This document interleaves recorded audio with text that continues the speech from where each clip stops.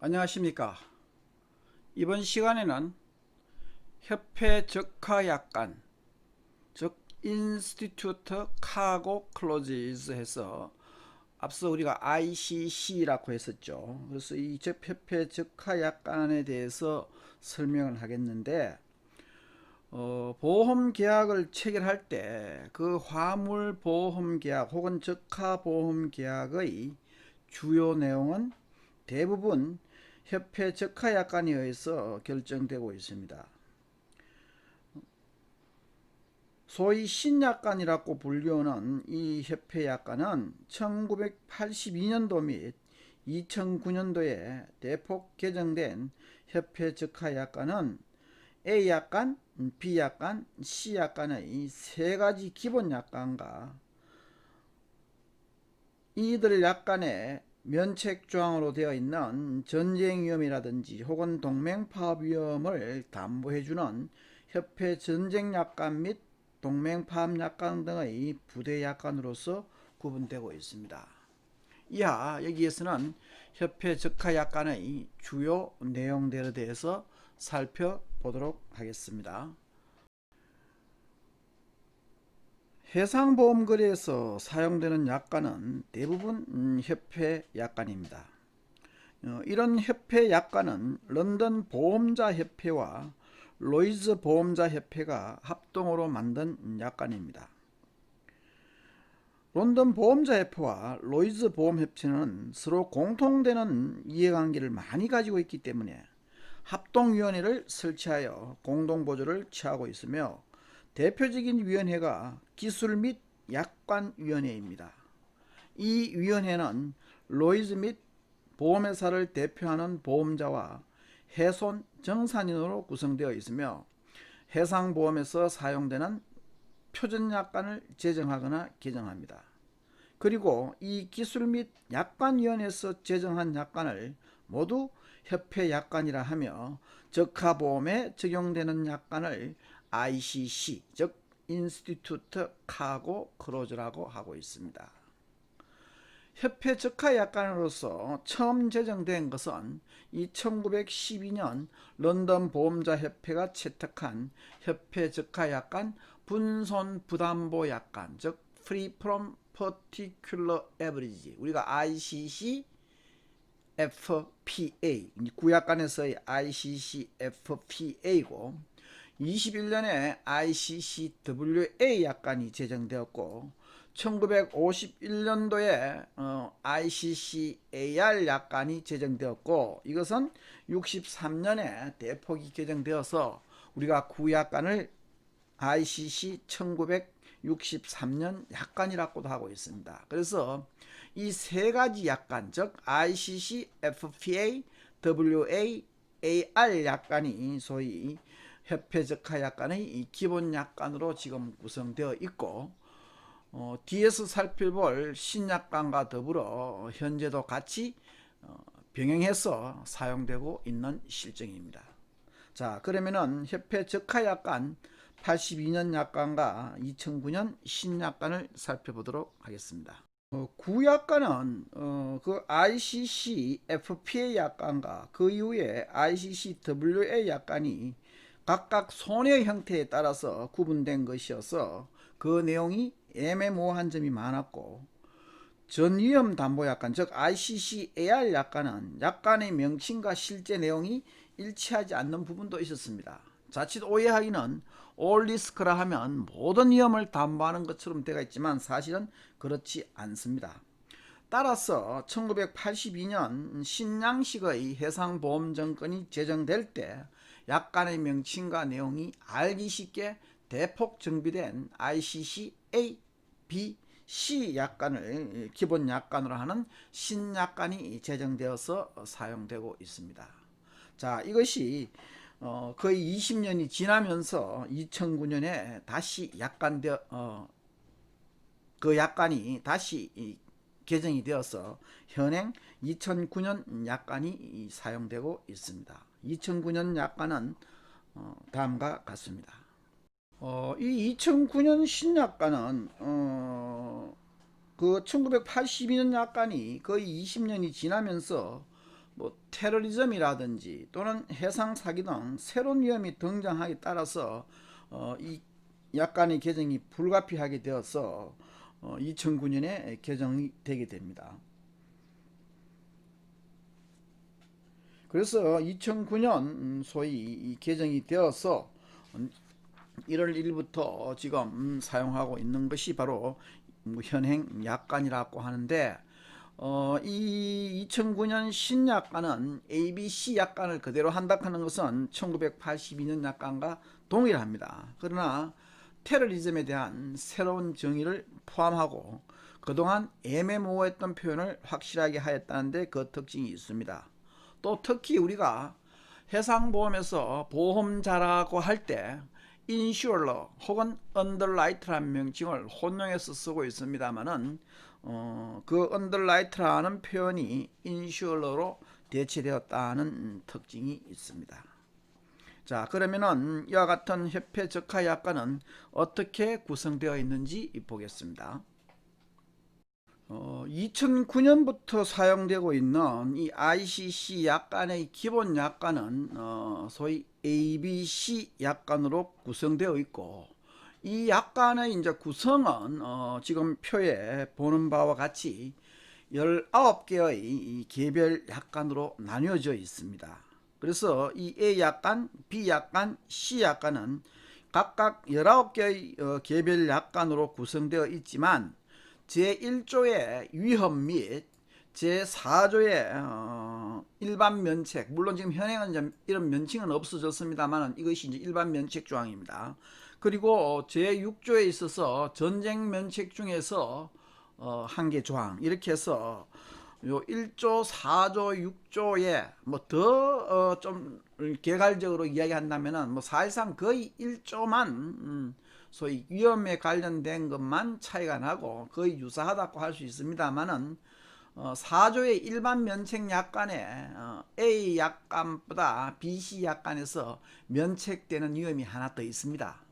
뭐 뒤에 가서 설명이 되겠지만 소위 그 면책 위험 중에서 제3자의 불법 행위로 기인하는 손해에 대해서 A 약관에서는 면책 위험이 아닙니다만은 BC 약관에서는 면책 위험에서 면책 위험이 BC 약관에는 하나 더 들어있고, 그 다음 전쟁 면책에서 전쟁 위험의 경우에 있어서 A 약관의 경우에 있어서는 해적 행위가 전쟁 위험에 포함되어 있지 않아서 저 A 약관에서는 전쟁 위험이 면책 위험이 아니기 때문에, 즉 해적 위험이 면책 위험이 아니기 때문에 담보하는 위험으로 볼 수 있는데 비해서 BC 약관에서는 그 해적 행위가 전쟁 위험으로 포함되어 있다 하는 그 차이, 그 차이만 제외하고 나머지 조항들은 전부 동일합니다. 그래서 우리가 A 약관을 중심으로서 내용을 살펴보면은 BC 약관을 더욱 명확히 알 수 있을 것이라고 생각을 합니다. 그래서 과거 1982년 개정될 때 이 약관은 약관 하나하나 그 1조부터 19조까지 하나하나의 명칭을 가지고 있었습니다만은 2009년 약관에서는 소위 가령 예를 들자면 담보위험, 보험자가 담보하는 담보위험의 경우에 있어서 구약관에는 위험약관, 공동훼손약관, 쌍방가실충돌약관 이렇게 되었습니다만은 2009년 약관에서는 위험 또 뭐 리스크로 표현되어 있습니다. 그 다음 공동훼손, 제너럴 에버리지, 그 다음에 뭐 버스트 블레임 클리전 클로즈에서 쌍방가실 충돌 약관으로 똑같고, 그 다음 면책조항에서 구약 1982년 약관은 각각의 조항마다 이렇게 명칭이 붙어 있었습니다만은 2009년 약관에서는 그냥 익스클루전에 4, 5, 6, 7조로 구성이 되어 있습니다. 자, 그 다음 8조부터 보면은 다음과 같습니다. 8조부터 9조, 10조가 보험기간, 즉 보험기간이라 하면 보험자의 책임이 개시되어서 보험자의 책임이 끝나는, 즉 우리가 책임기간이라고도 하고 위험기간이라고도 했습니다. 그래서 거기 보면은 보험자의 책임이 언제 개시되어서 끝나는가 하는 문제가 8조에 사실상 이제 8조도 중요합니다. 보험자의 그 책임의 개시 시기 그리고 끝나는 종기, 우리는 시기와 종기라 그러는데 그 시기와 종기가 약간 변형이 되었고, 그 외에 운송 계약이 종료된다든지 중간에 또 우리가 위험 변경에서 학습했습니다만은 항해 변경이 발생할 경우에 보험자의 위험 기한이 어떻게 되는가 하는 문제. 그 다음 보험금 청구와 관련해서 피보험 이익과 그 다음에 개반 비용 또 추정 전손 그리고 정액 약관으로 되어 있습니다만은 여기는 약관이라는 명칭은 빠지고 그냥 클레임으로 해가지고 피보험 이익, 개반 비용, 추정 전손, 정액 이런 식으로 구분되어 있습니다. 그래서 14조까지 나와 있고 15조, 16조, 17조에 보면은 다음과 같습니다. 15조에 보면은 보험이익 불공여 약관이라고 했었는데 지금 현재는 보험이익으로 되어 있습니다. Benefit of Insurance. 과거에는 Inure of Benefit of Insurance 뭐 이런 식으로 해서 보험이익 불공여 약관 뭐 내용은 똑같습니다. 지금 제목 명칭은 틀립니다만은 그래서 15조에 있고 16조에 손해 경감. 자, 앞서 우리가 손해 방지 비용을 이야기할 때 그 보험자를 위해서 사고가 발생했을 경우에 피보험자가 손해 방지 의무가 있다 그랬죠. 이제 그런 손해 경감과 관련된 피보험자의 의무 약관 그리고 포기 약관으로 되어 있는데 현행은 약관이라는 명칭이 빠지고 그냥 피보험자 의무 포기 이런 식으로 되어 있습니다. 그리고 18조 19조에 보면은 지연의 방지와 관계 법률 및 판례가 나옵니다. 그래서 그 지연의 방지라 해서 신속 조치 약관으로 해놨습니다. 사고가 발생했을 경우에 뭐 신속히 조치할 의무라는 것이 개괄적인 것인데 그것이 과거에는 신속 조치 약관으로 되어 있습니다만은 현재 그냥 avoidance of delay 지연의 방지 그리고 법률 및 판례라 해서 이제 이 협회 적하 약관의 중거법이라고 이야기하죠. governing law에서 그 중거법이 되는 소위 우리가 영문 적하 보험 정권에 따라서 보험 계약을 체결할 때는 영국의 법과 판례에 따른다 하는 뭐 이런 조항들에서 전체 19개 조항으로 구성되어 있는 것이 협회 적하 약관의 전체 구성입니다. 그런데 특히 우리가 여기서 중점적으로 이제 학습해야 될 것은 앞서 학습했던 부분을 복습하는 의미도 있고 또 특히 ABC 약관에 1조와 4조, 6조 특히 1조가 기본적으로 틀리고 그 외의 4조, 6조는 뭐 조금 한 개 조항 정도가 상이하지 거의 동일하고 나머지 이 조항은 전부 똑같습니다. 그래서 사실상 A 약관을 이해하면은 BC 약관을 이해한 것이나 이 BC 약관을 전부 다 이해한 것이나 다름이 없다고 할 수 있겠습니다. 그러면은 협회 적하 약관 A 약관부터 해서 전체 19개 조항에 대해서 간략하게 살펴보도록 하겠습니다. 협회 적하 약관 담보위험에 보면은 담보위험에 1조, 2조, 3조, 1조에 소위 위험이 있고 2조에 공동훼손, 3조에 쌍방가실 충돌 약관으로 되어 있어. 이것이 소위 이제 보험자가 담보하는 위험입니다.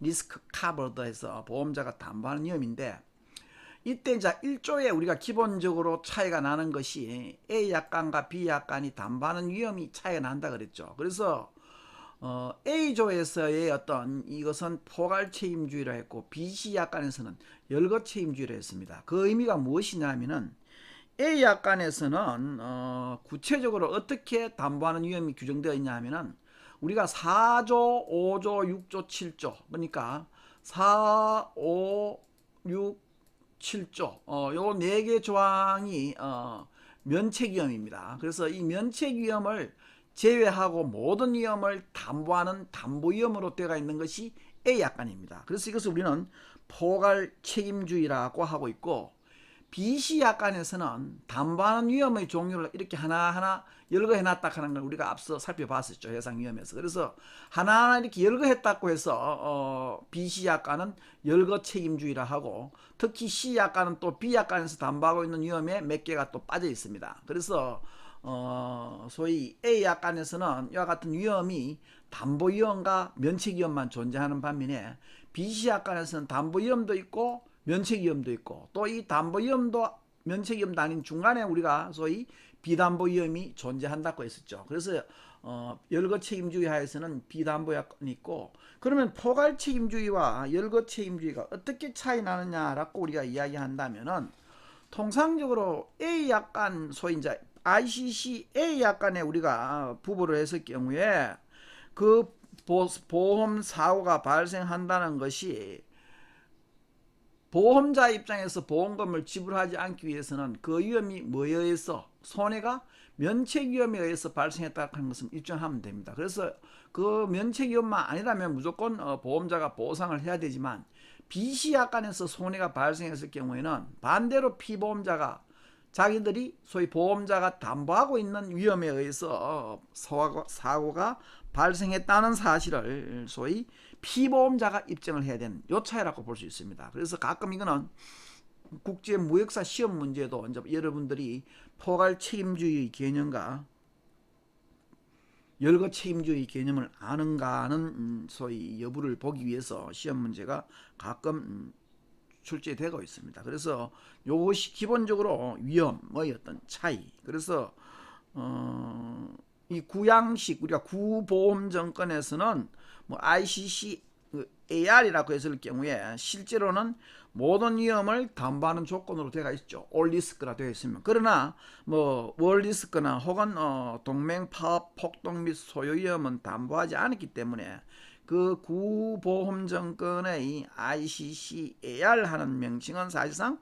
보험증권으로서 걸맞지 않았습니다. 그래서 이것이 이제 단순히 명칭만 보고 담보 위험을 오해하는 경우도 생겼고, 보험자의 담보 범위도 분명하지 않아서 소위 이제 신약관의 어떤 새로이 제정되었다라고 볼 수 있겠습니다. 그래서 1조에 위험이 있고 2조에 이제 공동훼손이라고 해서 우리가 앞서 살펴본 그 공동훼손 관련해서 공동훼손 분담금이 피보험자에게 발생했을 경우에 보험자가 이를 대신해서 부담해서 보험금으로 지급하겠다 하는 이런 조항이 나와 있습니다.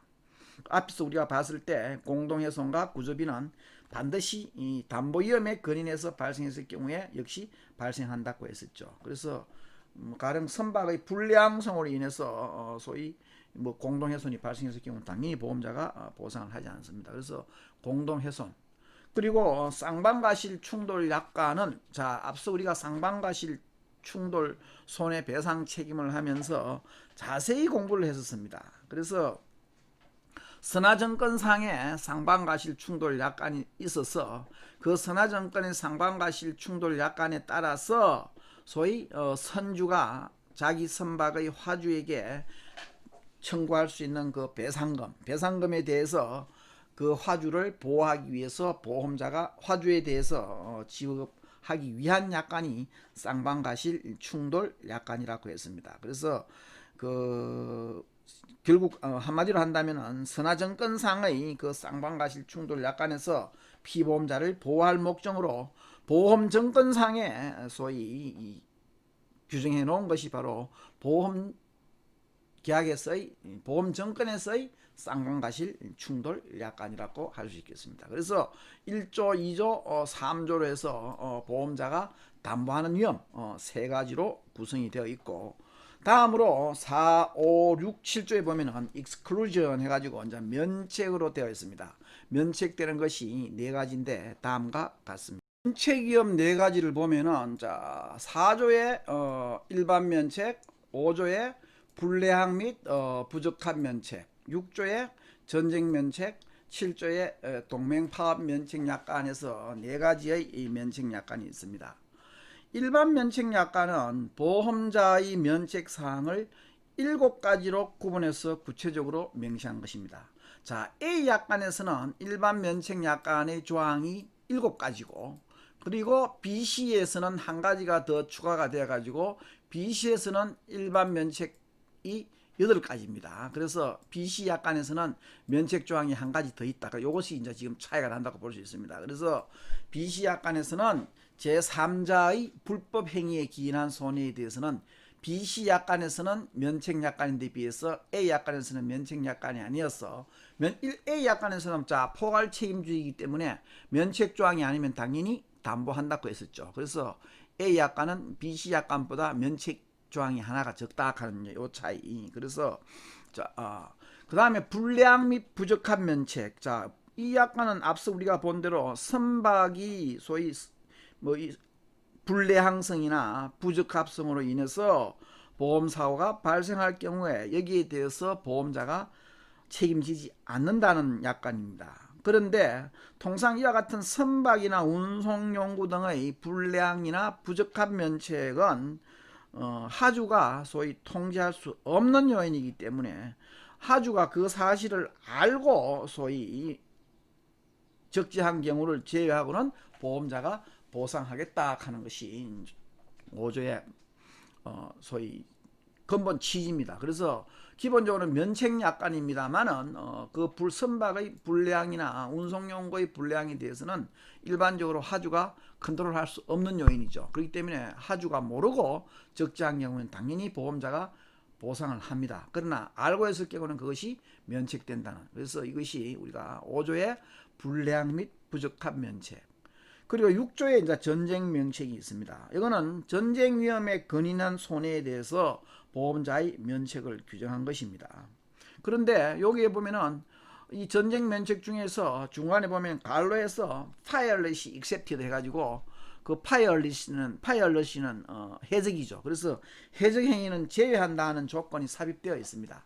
BC 약관에는 그것이 없는데 A 약관에서는 그 해적 행위에 대해서 자 조금 마우스로 쓰는 관계로 조금 글씨가 좀 삐뚤지 모르겠습니다만은 이 해적 행위에 대해서는 전쟁 위험에 불포함시켜 놓고 있습니다. 그래서 해적 행위로 기인한 것은 AI에서는 담보 위험인 반면에 BC 약관에서는 이것이 면책 위험으로 들어간다. 그래서 초괄적으로 이제 이 전쟁 위험, 그 해적 행위는 그런 해적이 소위 강탈한다든지 파괴한다든지 방어하는 그런 행위를 뜻하는데 이것이 과거에는 전쟁 위험으로 취급되었죠. 그래서 A 약관에서는 전쟁 위험이 포함이 안 되는 반면에 BC 약관에서는 전쟁 위험으로 되어 있다 하는 것. 그래서 해적 행위의 경우는 A 약관은 담보 위험인 반면에 BC 약관은 전쟁 위험 중에서 그 해적 행위는 소위 면책 위험에 들어간다 하는 그 차이. 그래서 우리가 앞서 이야기했듯이 1조, 4조, 6조의 조항만 틀리고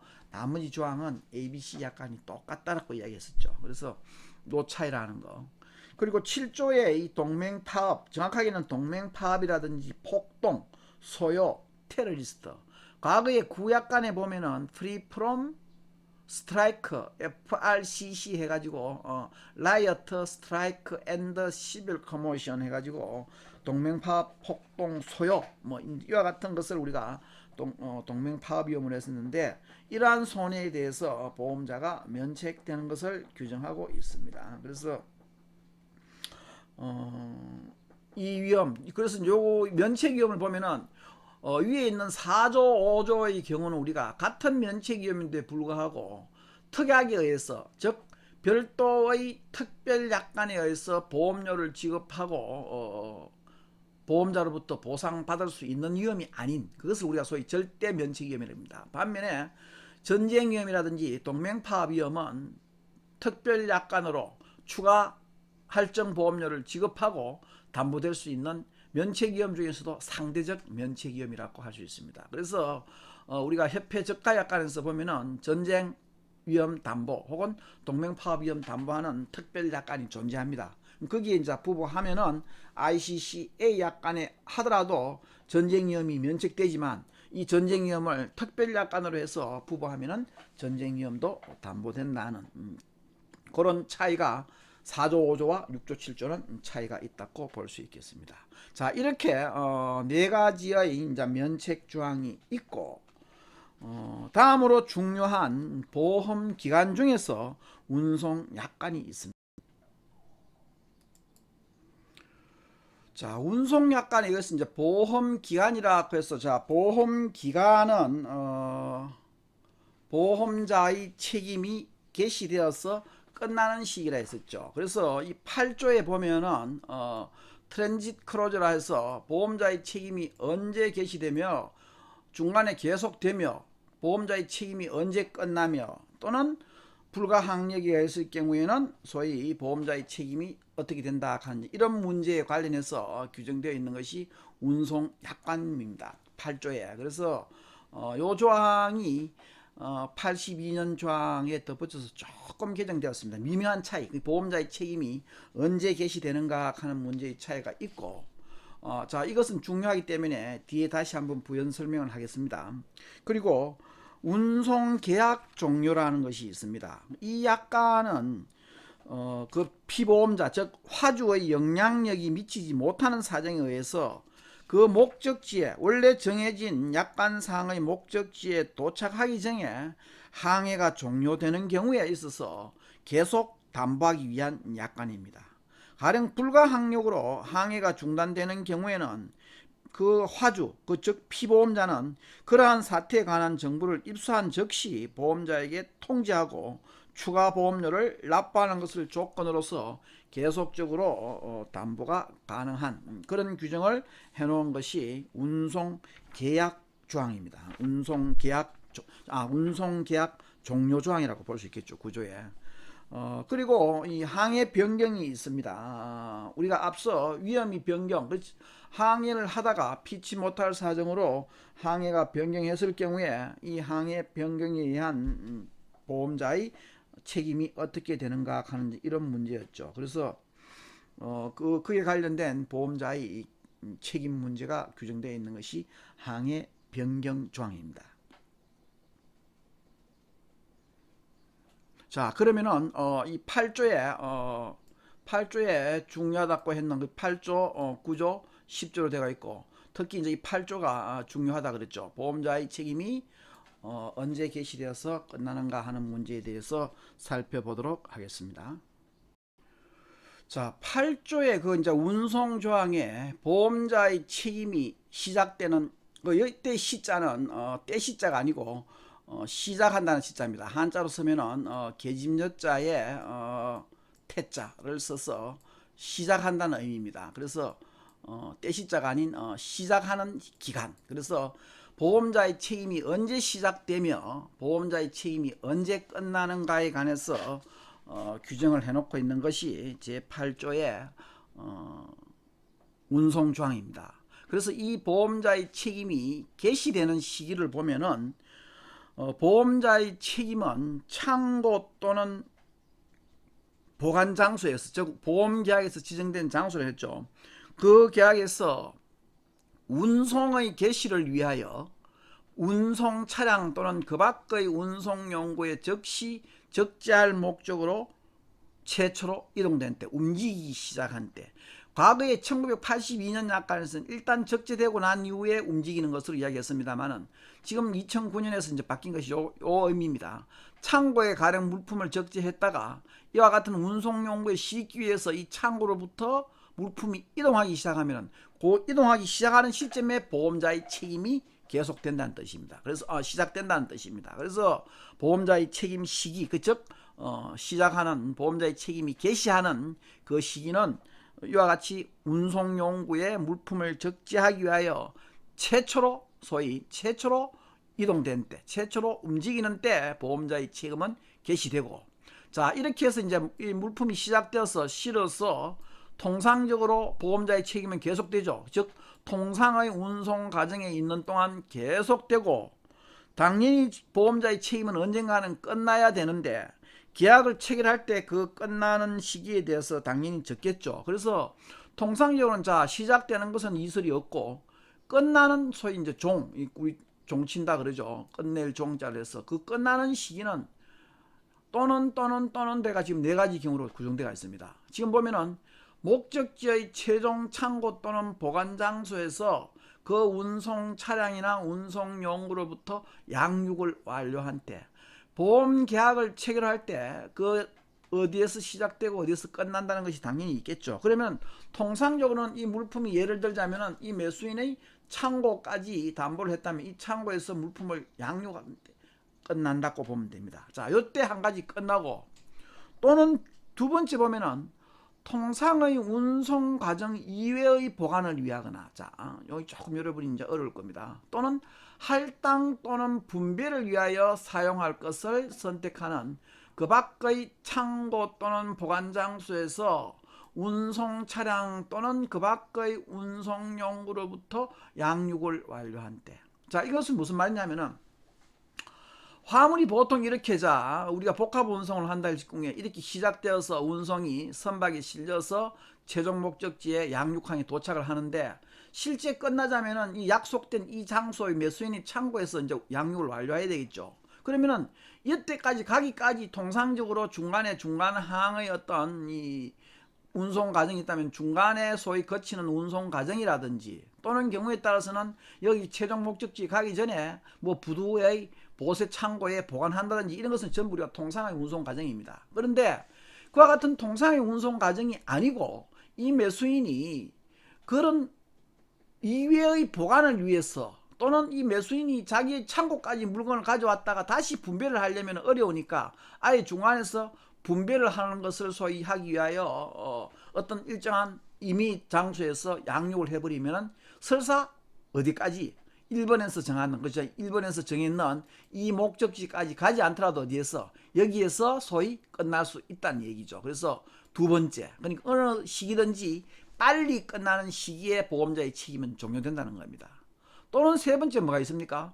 통상의 운송 과정 이외를 했죠. 자, 통상의 운송 과정에서는 계속되기 때문에 통상의 운송 과정 이외의 보관을 위하여, 이건 똑같죠. 소위 운송 차량 또는 그 밖의 운송 용구 또는 컨테이너를 소위 뭐로 보관 장소로 사용하는 경우, 이렇게 물건이 가기 위해서는 통상적인 보관 장소에 물품이 보장돼야 되는데 이 운송 용구 자체가 보관 장소로 사용된 경우에 그것을 사용하는 것을 선택하는 그 순간에, 가령 여기 가다가 중간에 화물이 임의 장소에서 이렇게 정박해서 소위 여기에서 물품이 그냥 움직이지 않고 있는 경우는 사실상 여기서 끝난다고 보면 됩니다. 그래서 이 세 번째가 목적지에 도착하기 전에 먼저 끝나는 경우도 있을 수 있죠. 이럴 때 보험자의 책임이 끝나고, 마지막으로 나오는 것은 뭐냐면은 양육항의 본선 양육 후 60일이 경과할 때까지.